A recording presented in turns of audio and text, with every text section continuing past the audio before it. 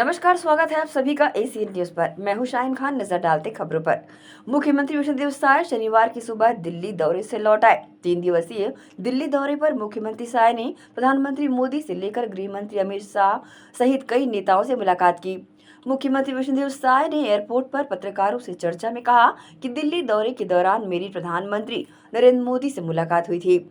इस वर्ष छत्तीसगढ़ के गठन की रजत जयंती है। हम इसे अमृत रजत जयंती महोत्सव के रूप में मनाएंगे, जो 25 सप्ताह तक चलेगा। ये आयोजन 15 अगस्त से 21 मार्च 2026 तक चलेगा। मैंने छत्तीसगढ़ की ओर से प्रधानमंत्री को आमंत्रित किया है और उन्होंने अपनी सहमति भी दे दी है। मैंने केंद्रीय गृह मंत्री अमित शाह, सड़क परिवहन मंत्री नितिन गडकरी, खेल मंत्री मनसुख मंडाविया और जल संसाधन मंत्री CR पाटिल से भी मुलाकात की है। मैंने उन सभी के साथ छत्तीसगढ़ के विकास से जुड़े मुद्दों पर गहन चर्चा की है। प्रधानमंत्री की भी जो मुलाकात है वो ये कई केंद्रीय मंत्रियों से भी आप अभी दिल्ली प्रवास था और आज ही लौट रहे हैं और इस दौरान हमारे देश के यशस्वी प्रधानमंत्री आदरणीय श्री नरेंद्र मोदी जी से मुलाकात हुई और इस साल हमारे छत्तीसगढ़ निर्माण का रजत जयंती वर्ष है। 25 वर्ष पूरे हुए हैं, तो इसको हम लोग अमृत रजत महोत्सव के रूप में मनाएंगे, जो कि 25 सप्ताह तक चलने वाला है। 15 अगस्त से लेकर 31 मार्च 2026 तक रजत जयंती अमृत रजत महोत्सव मनाएंगे और इसके लिए हमने माननीय प्रधानमंत्री जी को छत्तीसगढ़ की तरफ से आमंत्रित किया है और उन्होंने सहमति दी है। वो पधारेंगे और माननीय हमारे देश के यशस्वी गृह मंत्री श्री अमित शाह जी से भी मुलाकात हुई है। हमारे सड़क परिवहन मंत्री आदरणीय नितिन गडकरी जी से भी मुलाकात हुई है। हमारे श्रम और खेल विभाग के मंत्री श्री मनसुख भाई मांडविया जी, उनसे भी मुलाकात हुई है और जो जल शक्ति मंत्री हैं आदरणीय CR पाटिल, उनसे भी मुलाकात हुई है और सबसे छत्तीसगढ़ के विकास के विषय में चर्चा किए हैं और सबका बड़ा सहयोग रहता है छत्तीसगढ़ के विकास के लिए। और माननीय गडकरी जी ने आने वाले समय में करीब 7,000 करोड़ रुपए के कामों की सहमति दी है। उतना का आने वाले समय में वो स्वीकृति करने वाले हैं। और जो हमारे खेल मंत्री हैं और श्रम रोजगार मंत्री भी हैं मनसुख भाई मंडाविया जी, उन्होंने जो बस्तर में हम लोग बस्तर ओलंपिक खेल प्रारंभ किए हैं, उसको खेलो इंडिया ट्राइबल गेम्स के रूप में आयोजित करने का आश्वासन दिए हैं और बड़ा रूप और होगा, जिसमें पूरे देश भर के खिलाड़ी उसमें आएंगे, तो एक नई पहचान बस्तर ओलंपिक को मिलेगा। और माननीय प्रधानमंत्री जी को छत्तीसगढ़ के विकास के विषय में हमने अवगत कराया है और माननीय गृह मंत्री जी को जो नक्सल गतिविधि है, जो हमारे सशस्त्र बल के जवान जो मुस्तैदी के साथ लड़ पा रहे हैं और नक्सलवाद समाप्ति की ओर है, तो उसके विषय में उनको जानकारी दिए हैं। तो इस तरह से ये दिल्ली प्रवास। PM किसान सम्मान निधि योजना की 20वीं किश्त शनिवार को किसानों के खाते में ट्रांसफर कर दी गई। मुख्यमंत्री विष्णुदेव साय इंदिरा गांधी कृषि विश्वविद्यालय के कृषक सभागार में आयोजित PM किसान दिवस कार्यक्रम में शामिल हुए, जहां मुख्यमंत्री ने किसानों के हित में चलाई जा रही योजनाओं के फलीभूत परिणामों को साझा करते हुए प्रदेश की उपलब्धियों पर चर्चा की।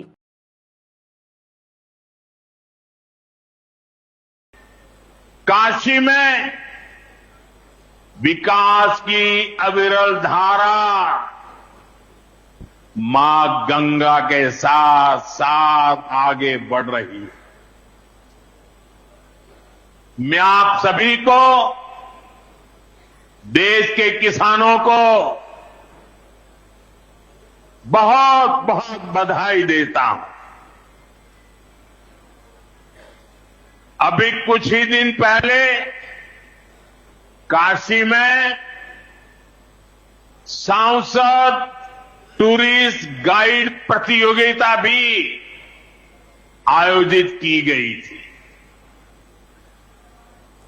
यानी स्पर्धा के द्वारा स्किल डेवलपमेंट, स्वयं प्रयास से स्किल डेवलपमेंट,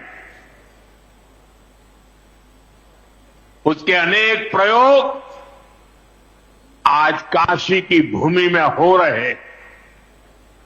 आने वाले दिनों में काशी सांसद फोटोग्राफी प्रतियोगिता,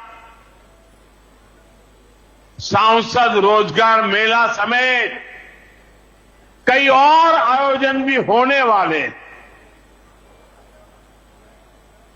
मैं यहां सरकार के सभी मुलाजिमों को, सरकार के सभी अधिकारियों को भी सार्वजनिक रूप से बहुत बहुत बधाई देता हूं, ताकि वे जनभागीदारी से युवा पीढ़ी को जोड़ करके ऐसे अद्भुत कार्यक्रमों की रचना करते हैं और सफलतापूर्वक उसको आगे बढ़ाते हैं। इस काम में जुड़े हुए सभी 20 करोड़ 500 लाख रुपया के अंतरण करीन है। एक लिए बहुत बहुत हमारे प्रधानमंत्री जी ला धन्यवाद, बहुत बहुत बधाई। और हमारे छत्तीसगढ़ के 25,47,538 किसान मन भी आज 20वीं किस्त 523 करोड़ 34 लाख रुपया उमन के खाता में आई से। तो ऐसे सभी हमारे छत्तीसगढ़ के किसान मला भी बहुत बहुत बधाई, बहुत बहुत शुभकामना। और हमारे प्रधानमंत्री जी बहुत विस्तार से उद्बोधन में हमारे किसान मन के लिए जो काम होते हमारे देश में ओला बताई है। और यहाँ हमारे प्रदेश के कृषि मंत्री और केंद्रीय राज्य मंत्री भी बताई नहीं। मोला ज्यादा कुछ कहना नहीं है, मैं इतना ही कहना चाहूं कि आज हमारा छत्तीसगढ़ के सरकार भी किसान मन के उन्नति पर काफी काम करत है। मोदी के गारंटी में हमार जो वादा रही से हमार पूर्ववक्ता मन बताइन है, वो वादा ला हमन पूरा करे हन। आज 21 क्विंटल धान खरीदत हन प्रति एकड़, 3100 रुपया प्रति क्विंटल के दाम देत हन। और जो अंतर के राशि है, धान खरीदी समाप्त होते और एक सप्ताह के अंदर एक मुश्त उमन के खाता में भेज देथन। 2 साल के बकाया बोनस भी रही से 13 लाख किसान के 3716 करोड़ रुपया। और ओला भी हमन सरकार बने के 10 दिन के अंदर में 13 दिसंबर 2023 के सरकार के गठन हो रही से और 25 दिसंबर 2023 के ही 2 साल के बकाया बोनस ला भी भेजे के काम आप मन के सरकार करी से। तो इस तरह से यहाँ किसान मन के हित बर हमारे सरकार लगातार काम करत है। और जो भारत शासन से किसान मन के हित बर हुई से आप सबला मालूम है। और मोला बताते हुए गौरव होत है कि जब ये देश के प्रधानमंत्री के रूप में छत्तीसगढ़ के निर्माता श्रद्धेय अटल बिहारी वाजपेयी जी रहीन, तो मन के सरकार में सांसद के रूप में मोला भी काम करे के अवसर मिलिस। और उस समय किसान क्रेडिट कार्ड योजना लागू करीन हमारे देश में। ओकर लिए पहले हमार किसान मन ला अच्छा खेती करना है, अगर पूंजी नहीं है तो दूसर से कर्जा लेना पड़त रही से। कोऑपरेटिव बैंक में भी हमन लोन लेत रहें तो ओकर भी 16% 18% ब्याज देना पड़त रही से। लेकिन जब अटल बिहारी वाजपेयी जी प्रधानमंत्री बने तो किसान क्रेडिट कार्ड योजना में कम ब्याज में लोन की व्यवस्था करीन। और करोड़ों करोड़ों किसान आज भी किसान क्रेडिट के लाभ लेते हैं। और हमारे छत्तीसगढ़ में डॉक्टर रमन सिंह के नेतृत्व में 15 साल सरकार रही तो कोऑपरेटिव बैंक के ब्याज भी 16% 18% से घटते घटते आज 0% में आ गई। आज कोऑपरेटिव बैंक के केसीसी में इंटरेस्ट 0% है। तो ये विकास के काम आज हुई से और किसान मन के खेत में पानी पहुंचे। कांग्रेस नेता राहुल गांधी ने एक बार फिर चुनावी प्रक्रिया पर सवाल खड़े कर दिए हैं। उन्होंने कहा कि जब हम ये पूरे आंकड़े जारी करेंगे तो बवाल मच जाएगा, ये किसी एटम बम से कम नहीं है। इस पर छत्तीसगढ़ के उप मुख्यमंत्री विजय शर्मा ने कहा कि राहुल गांधी काफी समय से 100% सबूत की बात कर रहे हैं, उन्हें ये सबूत भी दिखाना चाहिए। क्या वह कभी किसी दिन किसी बूथ पर गए हैं? अगर उन्होंने ये प्रक्रिया देखी होती तो उन्हें पता होता कि कितने लोग एक साथ बैठकर ये फैसला लेते हैं। अगर किसी भी वास्तविक मतदाता का नाम मतदाता सूची से हटाया गया है तो वो राहुल गांधी को इसे साबित करना चाहिए। देखिए, ये बहुत सीरियस मैटर है। Election commission is not functioning as the election commission of India. Today they made some statement. This is complete nonsense, right? The fact of the matter is that election commission is not doing its job. Now we have concrete 100% proof of election commission allowing cheating in a seat in Karnataka. Not 90%. When we decide to show it to you, it is 100% proof. Okay? And we just looked at one constituency and we found this. And I'm absolutely convinced that constituency after constituency, this is the drama that is taking place. Okay? Thousands and thousands of new voters. New voters. How old are they?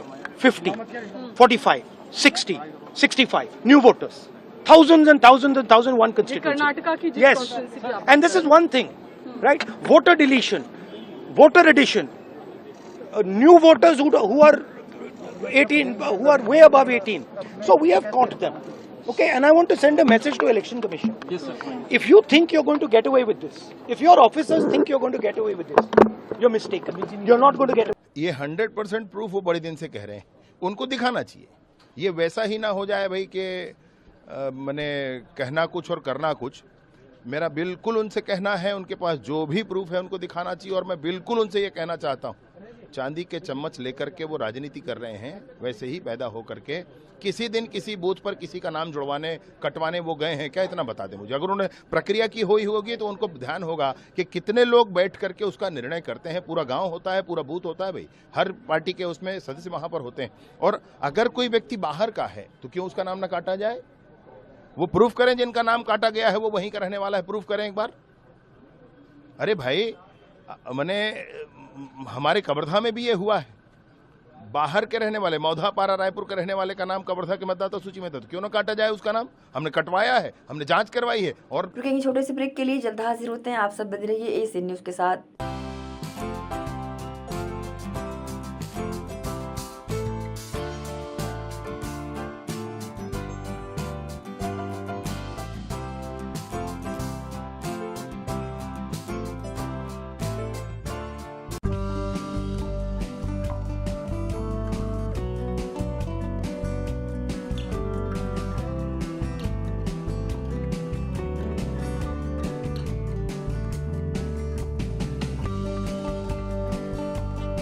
Rumta Public School Bhilai, first in the city, offering CBSE and Cambridge curriculum. Ranked number 1 in Chhattisgarh in the Education World Indians ranking. Smart AC classrooms, well-equipped labs, cricket academy, free world-class cricket coaching. Get the guidance from international cricket legends. Archery, fencing, AC hostels for boys and girls. AC transport. Admissions open. Visit Rumta Public School Bhilai, Kokakurud Road. GT diagnostic, जहां सबसे advance techniques के साथ सारी जांचें एक ही छत के नीचे। GT डायग्नोस्टिक लाए हैं आपके शहर में पहली बार मध्य भारत का सबसे एडवांस 3 टेस्ला MRI, जो आपको देगा बेस्ट क्वालिटी इमेजेस और सारी स्कैनिंग 6 से 10 मिनट में हो जाती है, जहां आम MRI मशीन 45 से 1 घंटे लेती है। इसमें है वाइट बोर्ड, जिसमें मरीज अंदर जाते हैं तो उन्हें डर नहीं लगता, और साथ ही फीट फर्स्ट की सुविधा, डॉक्टर को इलाज करने में सुविधा। आप अपने डॉक्टर की सलाह से सही जगह MRI कराएं। GT डायग्नोस्टिक सेंटर में multi slice CT scan, ultrasound, echo एवं समस्त बाकी जांचों की सुविधा एक ही छत के नीचे। GT डायग्नोस्टिक में 24 घंटे सुविधा, स्वच्छ वातावरण एवं waiting area, qualified doctors, train staffs. GT diagnostic near Nehru Nagar square, Priyadarshini परिसर, भिलाई।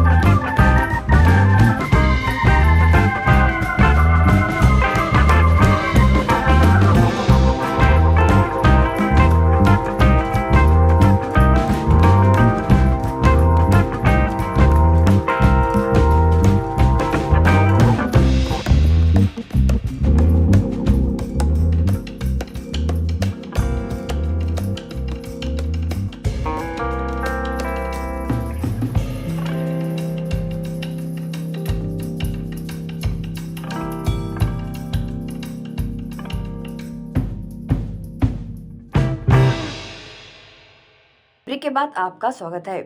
मानव तस्करी के आरोप में दुर्ग रेलवे स्टेशन से गिरफ्तार ननों के केस में बड़ा अपडेट हुआ है। बिलासपुर स्थित NIA कोर्ट ने शुक्रवार को पीड़ित पक्षों की दलील सुनने के बाद बेल एप्लीकेशन पर फैसले को सुरक्षित कर रखा था। शनिवार को पीड़ितों की जमानत अर्जी को मंजूर कर लिया गया है। ननों की जमानत को लेकर एडवोकेट गोपा कुमार ने बताया कि BNS की धारा 143 के तहत मानव तस्करी का मामला दर्ज किया गया था। हमने दलील दी थी कि इस मामले में ये धारा लागू नहीं हो सकती, इसलिए अदालत ने आज जमानत दे दी है। वे भारत से बाहर नहीं जा सकती और उन्हें 50-50 हजार रुपए का जमानत बॉन्ड भरना होगा। कुछ ही घंटों में जमानत मिल जाएगी। वहीं कांग्रेस सांसद JB माथुर ने कहा, हम बहुत खुश हैं। अब भाजपा, RSS और बजरंग दल का असली चेहरा सबको पता चल गया है। कांग्रेस विधायक रोजी मुल्ला मनकदकल जॉन ने कहा कि 9 दिन बाद दोनों निर्दोष ननों को जमानत मिल गई है। हम शुरू से ही इसका इंतजार कर रहे थे। आखिरकार NIA कोर्ट ने उन्हें जमानत दे दी। ये एक झूठा मामला था। ह्यूमन ट्रैफिक को लेके केस दर्ज किए थे। BNS का धारा 143 का एलिगेशन था, एक्यूजेशन था। और उसके विरुद्ध ये धारा वहाँ लग नहीं सकता, ऐसा हमने आर्गुमेंट किया है कल। वो उस पर प्रभावित होकर माननीय न्यायालय ने आज बेल ग्रांट। बेल ग्रांट में ये है कि भारत छोड़ के नहीं जाएगा और 50 हजार का 2 जमानतदार और बेल बॉन्ड 50 हजार का इसकी स्वतंत्र दिया है। और अभी बेल फर्निश करने का प्रक्रिया जारी है। 1-2 घंटे के अंदर हो जाएगा, उसके बाद रिलीजिंग ऑर्डर मिल जाएंगे। अरे 143 BNS का लगाए और रिलीजियस फ्रीडम एक्ट का सेक्शन 3 आज शाम तक आ जाएगा। शाम तक बहुत खुशी की बात है, लेकिन इस खुशी में भी जब हम अंदर गए, सिस्टर्स को मिला, वो अपना वो होली ड्रेस पहन के जेल के अंदर था। वो बहुत ही एक इमोशनल मोमेंट था जब ये खुशी की माहौल है अभी। लेकिन फिर भी हम ये कहना चाहते हैं, जो भी ये किया, किसी ने भी ये किया, किसी का इंस्ट्रक्शंस पे ये किया, ये बजरंग दल, आरएसएस, बीजेपी का जो रियल फेस है, जो सबका पता हो गया। केरला में आकर कुछ कहते हैं, यहाँ सिस्टर्स को जेल में डालते हैं, और it is very clear divisive agenda of RSS, of Bajrang Dal, of BJP is clearly visible in this case. But now in any case we are happy that sisters will be released on bail today. So we are waiting for that moment for the order to come and they will come out of the jail. 9 दिन के बाद इन 2 innocent nuns को bell मिला है। हम शुरू से इसी के इंतजार में हैं और हम शुरू से इसके लिए पूरा कोशिश कर रहे थे। हमने पहले सोचा ये मजिस्ट्रेट कोर्ट से हमें बेल मिल जाएगा, उधर नहीं हुआ। फिर सेशंस कोर्ट से पे हमें पूरा उम्मीद था, उधर भी नहीं हुआ। लास्ट में अभी ये इतने दिन के बाद अभी एनआईए कोर्ट से इनको बेल मिला है। उसके लिए बहुत हम सब संतुष्ट है और हम सब इसका इंतजार में था। देखिए, ये एक फर्जी केस है, ये आप सब जानते हैं, क्योंकि ये जो 3 लड़कियां की बात कर रहे हैं जिसको जबरदस्ती ले जाने की आरोप लगाया है, वो लड़कियां सबके सामने आके आप लोगों को, मीडिया साथियों को, हमने उनको नहीं लाया। आप उनसे मिलने गए, आप उनकी बयान लिए, उन्होंने बोला ये बिल्कुल फर्जी केस है, उनको जबरदस्ती ये इसमें फंसाया गया था और फर्जी केस लगाया था, उससे जबरदस्ती कुछ बातें बोला गया था, सिग्नेचर करवाया गया था। और अभी ये भी खबर आ रही है कि वो लड़कियां उनके खिलाफ अभी केस भी दर्ज करने की सोच रहे। तो इससे ज्यादा सबूत क्या चाहिए आपको? इससे पूरा ये क्लियर है कि ये एकदम फर्जी केस है। तो ये फर्जी केस में 2 निर्दोषी जो इनोसेंट लेडीज को, नन्स को, वो जेल में भेजा गया है। ये एक डेमोक्रेटिक देश है ना, यहाँ पे लोकतंत्र है, हमारा संविधान है। संविधान में जो भी कहा गया है, जो भी अधिकार एक व्यक्ति को मिलता है, वो सब यहाँ पे इन्फ्रिंज हुआ है। तो इसलिए हम सब बहुत हमें लगा ये इनके साथ अन्याय हुआ है, इसलिए हम उनके साथ जुड़े रहे और अभी बेल मिला है, इसलिए हम खुश है। देखिए, मैंने बोला है ना आपको, ये जो लड़कियां 3 लड़कियां हैं, उनका बयान पे आपको विश्वास नहीं है? उनके बयान पे आपको विश्वास नहीं है तो मामला क्लियर है ना, उससे ज्यादा क्या बोलूं मैं रोजी जॉन, विधायक हूं केरला से।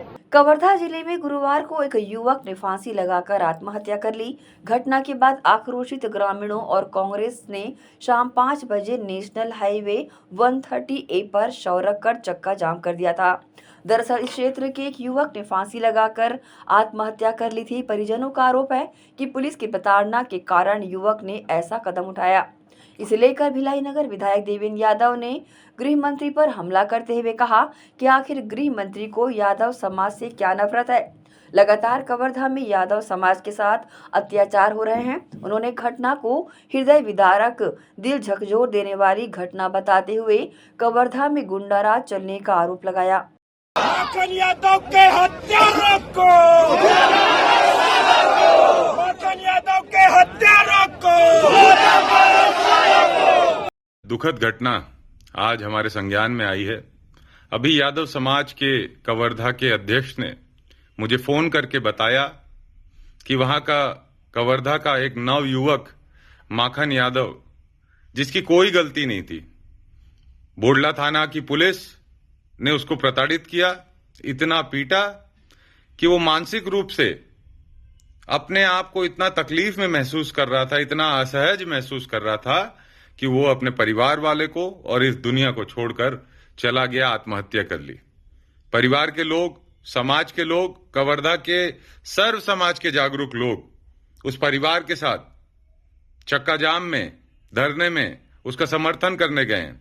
और समर्थन इसलिए करने गए क्योंकि कवर्धा में गुंडा राज चल रहा है, कोई सुशासन नहीं है, निरंतर लोगों को दबाया जा रहा है। गृह मंत्री का क्षेत्र है, गृह मंत्री सुशासन की दुहाई देते हैं, लेकिन निरंतर पुलिस के डंडे युवाओं की जान ले रहे हैं। हम इसका विरोध करते हैं और चेतावनी देते हैं प्रशासन को कि इस मामले की गंभीरता को समझें और इसमें उचित न्याय, मुआवजा और कार्रवाई परिवार को और उस हमारे युवा साथी जो इस दुनिया में नहीं है, माखन यादव, उसकी जान इस तरीके। वक्त है एक और छोटे से ब्रेक का, जल्द हाजिर होते हैं। आप सब बने रहिए एसीएन न्यूज के साथ। Rumta Public School Bhilai, first in the city, offering CBSE and Cambridge curriculum. Ranked number 1 in Chhattisgarh in the Education World Indians ranking. Smart AC classrooms, well-equipped labs, cricket academy, free world-class cricket coaching. Get the guidance from international cricket legends. Archery, fencing, AC hostels for boys and girls. AC transport. Admissions open. Visit Rumta Public School Bhilai, Kokakurud Road. GT diagnostic, जहां सबसे advance techniques के साथ सारी जांचें एक ही छत के नीचे। GT डायग्नोस्टिक लाए हैं आपके शहर में पहली बार मध्य भारत का सबसे एडवांस 3 टेस्ला MRI, जो आपको देगा बेस्ट क्वालिटी इमेजेस और सारी स्कैनिंग 6 से 10 मिनट में हो जाती है, जहां आम MRI मशीन 45 से 1 घंटे लेती है। इसमें है वाइट बोर, जिसमें मरीज अंदर जाते हैं तो उन्हें डर नहीं लगता, और साथ ही फीट फर्स्ट की सुविधा, डॉक्टर को इलाज करने में सुविधा। आप अपने डॉक्टर की सलाह से सही जगह MRI कराएं। GT डायग्नोस्टिक सेंटर में multi slice CT scan, ultrasound, echo एवं समस्त बाकी जांचों की सुविधा एक ही छत के नीचे। GT डायग्नोस्टिक में 24 घंटे सुविधा, स्वच्छ वातावरण एवं waiting area, qualified doctors, trained staffs. GT diagnostic, near Nehru Nagar square, Priyadarshini परिसर, भिलाई। श्री शंकराचार्य प्रोफेशनल यूनिवर्सिटी जुनवानी, जी हाँ, सत्र 2024-25 के लिए प्रवेश प्रक्रिया प्रारंभ है। डिप्लोमा इन फार्मेसी एवं बैचलर ऑफ फार्मेसी के लिए प्रवेश प्रारंभ है। बिना PPHD दिए सीधा प्रवेश। इतना ही नहीं, 10वीं और 12वीं में गणित और विज्ञान के छात्रों के लिए सुनहरा अवसर है। सीमित समय, सीमित सीटें। अगर है सपनों को पूरा करना तो भरना होगा ऊंची उड़ान। जल्दी करें, प्रवेश प्रारंभ है। प्रेजेंटली शंकराचार्य ग्रुप के अंदर 4 फार्मेसी कॉलेजेस हैं। इन चारों फार्मेसी कॉलेजेस में diploma in pharmacy and bachelor of pharmacy की कोर्सेज रन होती हैं। साथ में masters in pharmacy and PhD की कोर्सेज भी हम ऑफर करते हैं। शंकराचार्य प्रोफेशनल यूनिवर्सिटी के अंडर ये चारों कॉलेज एफिलिएटेड हैं and most importantly pharmacy council of India ने चारों कॉलेजेस को अनुमोदन दिया है। जैसे कि आप जानते हैं, Shankaracharya group is famous for its infrastructure, its faculty, its students group, and in every aspect we are on top as from 2008. So in this year also, अगर आप चाहते हैं कि आप 12th के बाद साइंस में आपके भविष्य बनाना चाहते हैं, तो शंकराचार्य प्रोफेशनल यूनिवर्सिटी में एक बार जरूर आए। फार्मेसी कोर्स में अभी डायरेक्ट एडमिशन 12th की % बेसिस पे दिया जा रहा है, तो जल्द से जल्द संपर्क करें। तो एडमिशन हेतु जल्दी करें। Shri Shankaracharya professional university Junwani, Bhilai, Chhattisgarh. संपर्क करें 9977258200।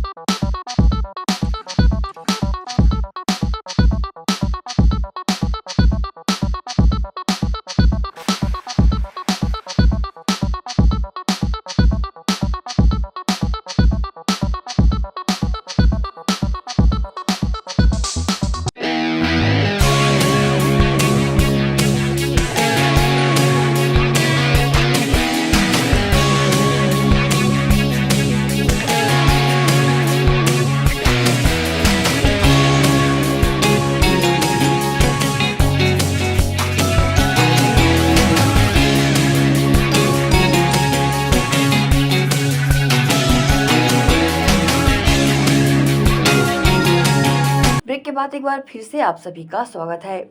कांग्रेस जिले के जामगांव में धर्मांतरित व्यक्ति सोमलाल राठौर की मौत के बाद हुए विवाद ने बड़ा तूल पकड़ लिया है। क्रिश्चियन समाज ने शुक्रवार को शहर में विशाल रैली निकाली और कलेक्ट्रेट का घेराव करने की कोशिश की, जिसे पुलिस ने बैरिकेडिंग लगाकर रोक दिया। जिसके बाद समाज ने जिला प्रशासन को अपनी मांगों को लेकर ज्ञापन सौंपा। ज्ञापन सौंपते हुए समाज ने चेतावनी दी है कि अगर 15 दिन के भीतर दोषियों पर कार्रवाई नहीं की गई तो वे उग्र आंदोलन करने के लिए बाध्य होंगे। इसके अलावा क्रिश्चियन कब्रिस्तान के लिए जगह दिलाने की भी मांग प्रशासन से की गई। मसीह समाज संगठन कांकेर से मैं बोल रहा हूँ, अध्यक्ष सिद्धांत राजेंद्र। हमारा सबसे बड़ी मांग ये है कि पिछले दिनों में हमारे जो मसीह बहनों से दुर्ग में जिस प्रकार की उनके साथ व्यवहार किया गया, यह समाज के लिए बिल्कुल ही उचित नहीं है, या हमारे देश के लिए भी उचित नहीं है।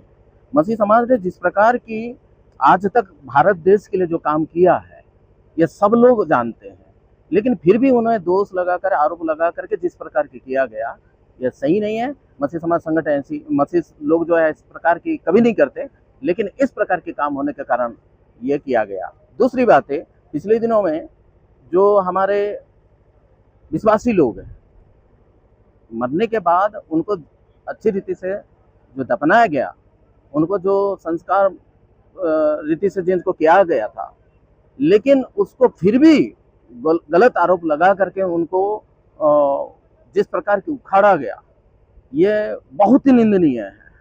और ये मसीह समाज संगठन चाहे कहीं भी हो, मसीह लोगों के लिए अच्छा नहीं है, इसीलिए यह हमें करना पड़ा। तीसरी बात है, मैं आपको बता देता हूँ आप पूछने से पहले, कि मसीह समाज जो इस दुनिया में रहते हैं या भारत में रहते हैं, ये भारत का एक भाग है ना। जैसा बाकी समाज है वैसे मसीह समाज भी है, उनको भी हक है, अधिकार है कि भाई उनका अंतिम संस्कार कम से कम सही ढंग से किया जाए। उसके लिए आज तक भी कांकेर में एक कब्रिस्तान नहीं दिया गया, यह सबसे बड़ी कारण है सर, इसलिए ये। आप लोग क्या चाहते हैं अगर ऐसा नहीं होता है आगे? अभी आप आंदोलन कर रहे हैं, घेराव करेंगे, आगे की क्या रणनीति है? यदि आज हम लोग, जैसा हम लोग थोड़ी देर पहले बता रहे थे, 10 लोग 20 लोग जा करके पिछले 20 सालों से हमने आवेदन करते आए, लेकिन आज तक हमें कब्रिस्तान भी नहीं मिला। हम सही रीति से कुछ कर नहीं पा रहे हैं। हमने उनको ये भी बताया था कि आने वाले दिनों में यदि हमें कब्रिस्तान का भी प्रबंध नहीं करेंगे तो ये तो एक दिन का प्रोग्राम है, आने वाले दिनों में हम लोग अनिश्चित काल के लिए धरना भी धर सकते हैं। ये हमारा अधिकारी लोगों से, हमारा मुख्यमंत्री साहब से भी हमारे अनुरोध है कि भाई अशांति मत फैलाइए, हमें जो जरूरत है, हम हक की बात मांग रहे हैं, है ना। हमें जो हक है उसी को हम मांग कर रहे हैं। हमें समय पर दे देंगे तो ये सब करने की कोई जरूरत नहीं। ये सभा हमारी पूरे समाज के लोग, कांकेर जिला, सदर जिला के सब लोग यहाँ पे आए हैं और सारे पदाधिकारी लोग अपनी बातों को रख रहे हैं, जो हमारी पीड़ा और जो समस्या की बातें हैं। और ये रैली यहाँ पे भाषण खत्म होने के बाद में, हमारी समाज को संबोधन करने के बाद में, हमारी समाज की जो परेशानी है उसको लोगों तक बताने के बाद हम यहाँ पे कलेक्टर दफ्तर में जाएंगे और हमने एक ज्ञापन दिया है कि हम कलेक्टर घेराव करेंगे। इसलिए हम घेराव करेंगे क्योंकि इसके पहले हमने कई बार उनको अवगत कराया, लिखित रूप से दिया, छोटे छोटे ग्रुप में भी दिया, और हमारी अब जो सीमा थी वो सीमा खत्म हो चुकी है। इसलिए हजारों की संख्या में मसीह समाज के लोग आए हैं और आज हम उग्र आंदोलन करके कलेक्टर को हम घेराव करने जा रहे हैं और इस बात को बताने जा रहे हैं कि मसीह लोग अब शांत नहीं रहेंगे, अब चुप नहीं रहेंगे। अपनी लड़ाई को मांगने के लिए हम ये उपाय हम अपना रहे हैं। कृष्णा पब्लिक स्कूल नेहरूनगर भिलाई में 21 जुलाई से चल रहे 12 दिवसीय सांस्कृतिक कार्यक्रम प्रज्ञोत्सव 2025 का समापन 1 अगस्त को हर्ष और उल्लास के साथ संपन्न हुआ। कार्यक्रम का शुभारंभ स्वागत गीत से किया गया। अतिथियों का स्वागत पुष्प गुच्छों द्वारा किया गया। प्रज्ञोत्सव में विभिन्न कलाओं के विजेता कलाकारों को कार्यक्रम के समापन दिवस पर पुरस्कृत भी किया गया। इस मौके पर शहर की गणमान्य शख्सियतें मौजूद रही।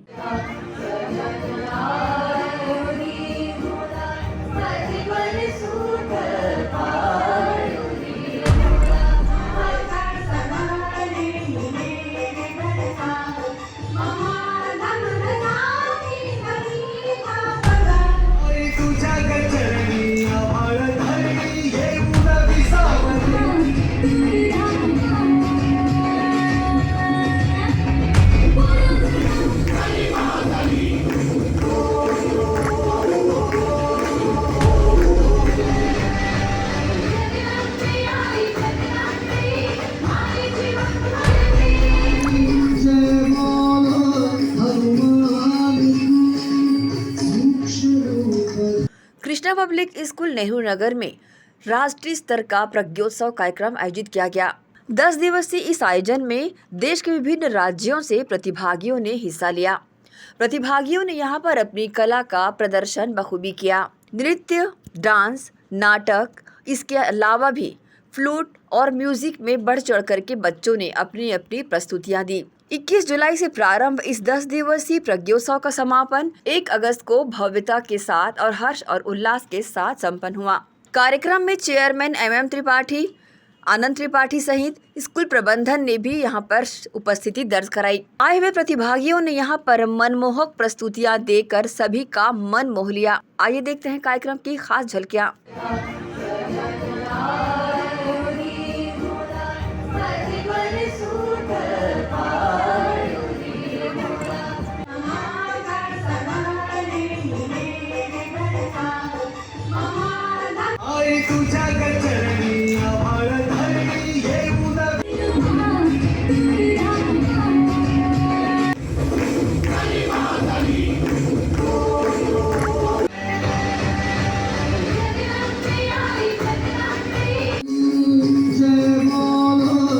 अवसर था प्रज्ञोत्सव के समापन का।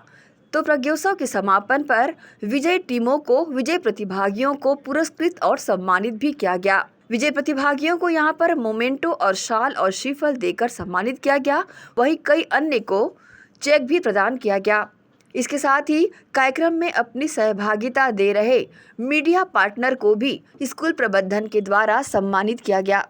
फ्रॉम एशियन न्यूज चैनल, इस कड़ी में अब जिन्हें मैं बुलाना चाहूँगी, श्री मलय बैनर्जी, साथी संदेश श्री मलय बैनर्जी। इन्होंने भी 10 दिनों तक यहाँ होने वाले कार्यक्रम की कवरेज की और लोगों तक ये बात पहुँचाई। इस पूरे आयोजन को लेकर चेयरमैन MM त्रिपाठी ने इस तरह की जानकारी मीडिया के समक्ष साझा की। एक ड्रीम थॉट, एक आप ये समझिए कि कभी स्वप्न में आई होगी बात कि क्यों नहीं छत्तीसगढ़ के लोगों को और फिर उसके बाद से उसके बाहर के प्रांतों को बुला करके, उनके आर्टिस्ट को बुला करके हर विधा में, चाहे वो गायन हो, वादन हो, नृत्य हो, पेंटिंग हो, सब विधा में सबको बुलाया जाए। शुरू में तो ये उपस्थिति कोई 100-125 की रही होगी, बड़े प्रयास के बाद, और बतलाते हैं ना कि लोग आगे बढ़ते गए और कारवां बढ़ता गया, ऐसा टाइप हुआ। और आज का आलम यह है कि आज के इस कार्यक्रम में जो 12 दिन चला, टीचर्स का गजब का, और जजेस, क्या आप कल्पना कर सकते हैं कि जजेस बाहर के जो आते हैं और एक बार वहाँ बैठते हैं स्टेज पर, और वो फिर खाने के लिए उठते हैं और फिर रात के 9 बजे, कभी 8 बजे, कभी 10 बजे जाते हैं। द ग्रेट वर्क, उनका ग्रेट कोऑपरेशन रहा, आप लोगों का कोऑपरेशन रहा। मैं देखता था कि आप भी वहाँ पर बैठी रहती थी और जिस तरह से आप सबके बारे में सोचती थी, और इस प्रोग्राम को बिल्कुल रूबरू चित्रण करने के लिए यहाँ पर भी आ गई हैं। तो I must give honour to all of you and specially honour to the teachers who actually made it successful to be here. बहरहाल हर साल के तर्ज पर इस साल भी कृष्णा पब्लिक स्कूल के द्वारा आयोजित प्रज्ञोत्सव का भव्यता से आयोजन किया गया। समापन भी हर्ष और उल्लास के साथ संपन्न हुआ। शहर की गणमान्य शख्सियतों का सम्मान किया गया। इसके साथ ही शाला प्रबंधन के लोगों का भी यहाँ पर सम्मान किया गया। ACN न्यूज के लिए शाहीन खान की रिपोर्ट। जांजगीर चांपा जिले में 1 अगस्त को दिन दहाड़े हुई 11,79,000 रुपए की लूट के मामले को पुलिस ने सुलझाते हुए लूट की झूठी रिपोर्ट दर्ज कराने वाले शिकायतकर्ता को गिरफ्तार कर लिया है। पुलिस अधीक्षक विजय कुमार पांडे ने पत्रकारों से चर्चा करते हुए लूट की घटना का पर्दाफाश करते बताया कि सूचनाकर्ता ही मास्टरमाइंड निकला और सूचनाकर्ता आरोपी के घर से ही लूट की पूरी रकम बरामद कर ली गई। पुलिस अधीक्षक के अनुसार 1 अगस्त को दीपेश देवांगन निवासी चोरिया द्वारा थाना बमनीडीह में लगभग शाम 5 बजे उपस्थित होकर रिपोर्ट दर्ज कराई गई कि वह अपने पूर्व से व्यवसायिक परिचित ग्राम करनौज से किरित सिन्हा नामक व्यक्ति से 11,79,800 रुपए प्राप्त कर यूनियन बैंक चांपा में जमा करने जा रहा था। इसी दौरान बमनीडी के आगे पुछेली अमोदी गांव के पास पहुंचा था। तभी बाइक में सवार 3 लड़कों ने, जिसमें से 2 ने स्कार्फ बांधा हुआ था और एक ने टोपी पहन रखी थी, उससे लिफ्ट मांगी और उसके नहीं रुकने पर उन तीनों ने पीछा करके बाइक सामने अड़ाकर मारपीट करके उसके बैग में रखा लगभग 11,79,800 रुपए एवं लैपटॉप को लूटकर फरार हो गए। पीट करके इसका पूरा बैग लूट लिया, जिसमें इसके इतने सारे पैसे थे और एक लैपटॉप था और वो लोग बम्बई की तरफ भाग गए। और लगभग 3 बजे के आसपास इसने अपने मालिक को बताया, डेढ़ सेना को, और लगभग 5 बजे भी ये लोग कहीं आपस में चर्चा वर्चा करके इधर उधर 5 बजे पहुँचे। तो 4 घंटे विलम्ब से पहुँचने के बाद भी पुलिस ने बहुत तत्परता दिखाते हुए नाकाबंदी करी और जब सुबह घटनास्थल पहुँचे तो घटनास्थल दिखाने में जो इसने कई चीज़ें आई, कई तरह घटनास्थल दिखाया, तो इससे कानून विरोधाभास आ रहा था और जो विलम्ब का कारण जो उस सबसे संदेह जन्म हो रहा था कि ये घटना कहीं ना कहीं जो है एक मनगढ़ंत टाइप की लग रही है। तो पुलिस ने जब कड़ाई से पूछताछ की तो उसने स्वीकार कर लिया कि पूरे पैसे इसी के पास है और इसने चोरिया में सारागांव थाना में अपने घर में रखा हुआ है। तो एक पुलिस टीम वहाँ पे गई और इसको देर रात जो है देखिए बमनीडी थाना में शाम को 5 बजे रिपोर्ट होती है कि 3 लड़कों ने एक दीपेश देवांगना नाम का जो प्रार्थी था, जो कि अपने बैग में लगभग 12 लाख रुपए और लैपटॉप लेके जा रहा था, तो उछेली और अमोदा गाँव के बीच में उसका पैसा जो है लड़कों ने लूट लिया है। ये 5 बजे रिपोर्ट करने आता है और घटना 1 बजे की है। पुलिस ने तुरंत ही रिपोर्ट पाते ही नाकाबंदी चालू की और उस लड़के को लगे जब स्पॉट में पहुंची तो स्पॉट में जो उसकी हरकत थी, उसने कई स्पॉट दिखाए, उसके बैग में विरोधाभास था और विलम्ब का कारण स्पष्ट नहीं कर पा रहा था कि विलम्ब क्यों हुआ। उस पर पुलिस को काफ़ी संदेह हुआ और पुलिस ने जब कड़ाई से पूछताछ की तो उसने स्वीकार किया कि पैसा उसी ने अपने घर में छुपा के रखा है, जो कि पुलिस उसके घर चोरिया गांव में जाके पूरा पैसा रिकवर हुआ, लैपटॉप रिकवर हुआ और थाने उसको ला के पुलिस ने अमानत में खयानात गबन का मामला, क्योंकि उसका मालिक डरसेना का पैसा था जो कि बैंक में जमा कराने जा रहा था, गबन का मामला दर्ज करके पुलिस ने उसको गिरफ्तार किया और उसको न्यायिक रिमांड पे भेजा। दीपेश देवांगन ने ये जो लूट की झूठी रिपोर्ट दिखाई है, उसके पीछे उसने बताया है कि वो काफ़ी कर्जे में था, लगभग 8 लाख रुपए कर्जा था और 12 लाख रुपए दे के उसके डोली और उसको घर में छुपा के लूट की रिपोर्ट करा रहा था ताकि पुलिस लूट को उलझी रहे और वो उसका पूरा कर्जा और अपने लिए इस्तेमाल कर सके पैसे। अकेले था दीपेश देवांगन जो है, ये अकेले ही पैसा जमा कराने गया था और रास्ते में इसने योजना बनाई कि पैसा मैं गायब कर देता हूँ और इसने 3 लड़कों का हवाला किया जो कि नकाबपोश थे और लिफ्ट मांगे और रास्ते में जब लिफ्ट नहीं दिया तो बाइक अड़ा के लूटे। लेकिन 2 घंटे का जो अंतराल आया 1 से 2 के बीच का, 3 बजे इसने अपने मालिक को बताया और मालिक ने भी लगभग 1 घंटा समय नहीं लिया जनप्रतिनिधियों से इधर उधर बात करने में और लगभग 1 घंटे बाद फिर थाने आए। 4 घंटे का जो विलम्ब हुआ उसने काफ़ी संदेह को जन्म दिया और पुलिस इस केस को फिर सुलझाने में सफल है। क्या क्या जब्त की गई इसमें पूरा जो पैसा जो डरसेना ने उसको दिया था बैंक में जमा कराने के लिए, लगभग 11,79,880 रुपये, 12 लाख रुपये लगभग और एक लैपटॉप जो बैग में था, जो उसने मोटा बता रहा था, तो पूरा जब्त हो गया और उसके कब्जे से उसकी जो बाइक है वो भी बरामद की गई। दीपेश के खिलाफ क्या क्या चार्ज लगे? मिसएप्रोप्रिएशन ऑफ प्रॉपर्टी, गबन का जो है, जो पैसा कस्टडी में उसको दिया गया था उस पैसे गबन का और लूट की झूठी रिपोर्ट का जो है आरोप लगा के पुलिस उसको एफआईआर करके अरेस्ट किया है। इसी के साथ ही आपसे लेंगे इजाजत। आप सब बंद रहिए एसीएन न्यूज़ के साथ। नमस्कार।